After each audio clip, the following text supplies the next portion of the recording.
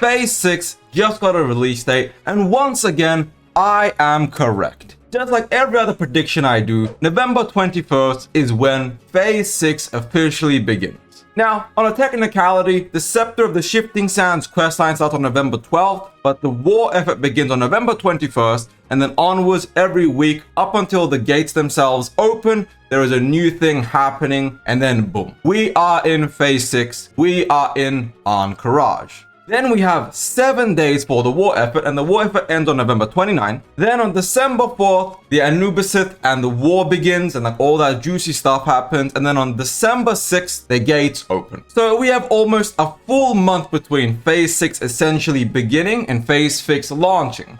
And that's pretty fine, the war effort, all the information. It gives you a couple more weeks to do Blackwing Lair, finish off your gear. If you took a break from the game, to come back and jump right back into all the juicy content. Now, I'm not going to do a complete and absolute breakdown on what the war effort is, all the things you can do in it, the best materials to make money on, things of that nature. You can watch someone like Snow Hit Jerome to do all of that shit. In this particular context, I'm going to discuss what Phase 6 is looking like in Season of Discovery, what they're going to be changing, what is the affix or hard mode coming, and just all the little changes that are just coming in Phase 6 and Season of Discovery. Now, I'm going to dive right into the raids themselves because they have the most changes, and that's pretty standard for Season of Discovery. There will likely be more events and more juicy secrets and things of that nature that will be unveiled at Warcraft Direct, because they're probably saving those big announcements, those big hype moments for the Phase 6 trailer, which they will likely show at Warcraft Direct on November 13th. So right off the bat, the Ruins of Encourage. This is the 20-man dungeon or raid in this case, and it is now a 10-man raid scaled up to 20. Essentially the ZG treatment.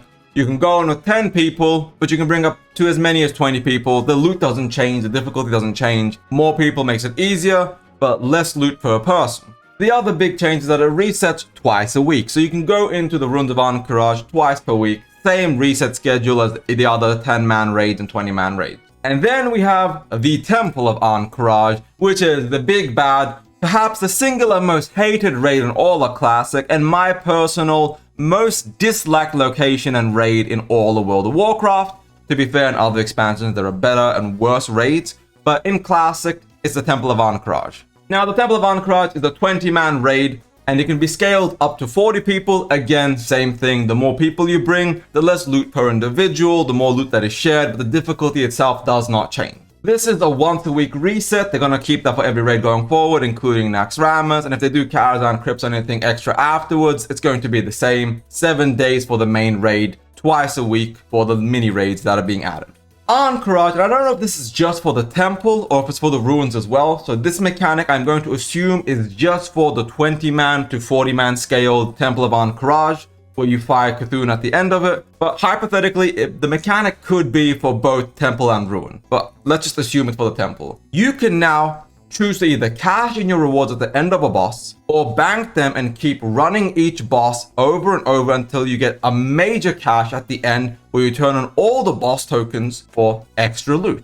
But you see, the problem with this mechanic is every time you decide to bank it and keep pushing, the challenge gets harder.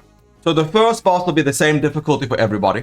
And then say you defeat the very first boss, which in this context would be the Prophet Scarum.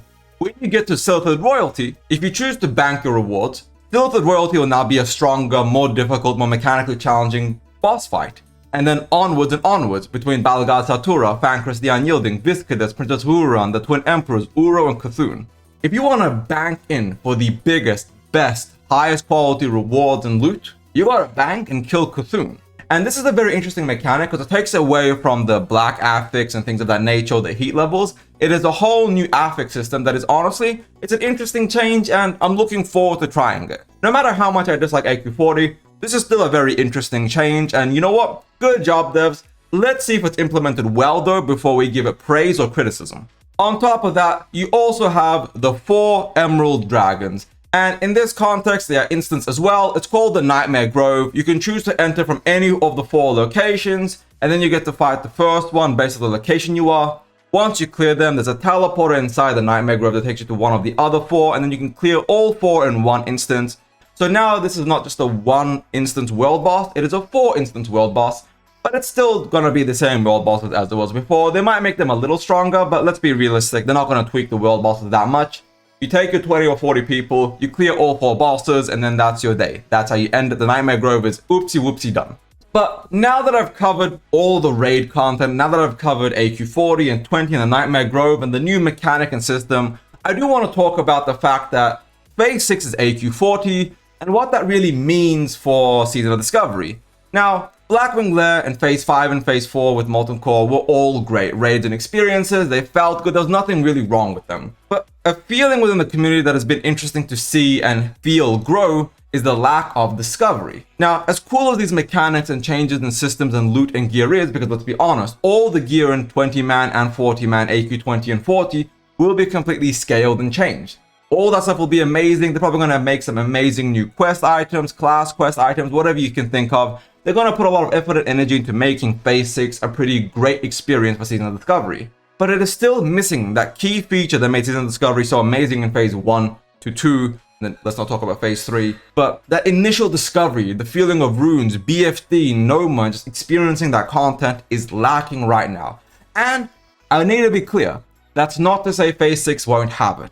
Now, when they did the class quest items in Phase 5, we all saw the amount of effort and energy they put into the class quest items. For example, the Paladin Truthbearer questline. We got to go back in time to the burning of Anderhall. You got to see Uther and Arthur's clash. This amazing, amazing questline and effort and energy in a fully instanced location just for the Paladin players. Now, Agron did watch my podcast and he did respond there saying that every content they build is evergreen. So if they ever did want to turn the Burning of Anderhall instance into a raid or a dungeon, they could very easily do that with much less effort now that they've built it in the first place. So this pretty much ties in towards Classic Plus and things of that nature in the future. But essentially, every piece of content that devs make is designed to be evergreen in Season of Discovery. Which does make me think that at Warcraft Direct, they're going to do some big announcements. For example, the Caverns of Time or something juicy or just something big and hyped to make people extra excited to come back to Season of Discovery.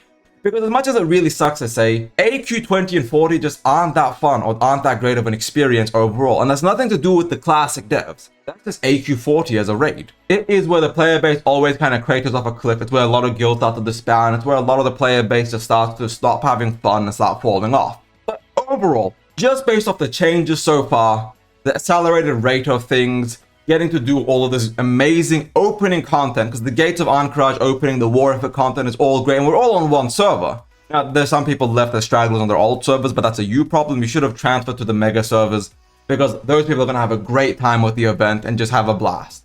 And I'm excited to come back and enjoy all this content, just deep dive into it, and I hope everybody else is as well. But I really, really hope that the devs are saving some big secrets, if not in Phase 6, for the future and after Naxx. Now, Karazhan Crypts was teased back at BlizzCon 2023.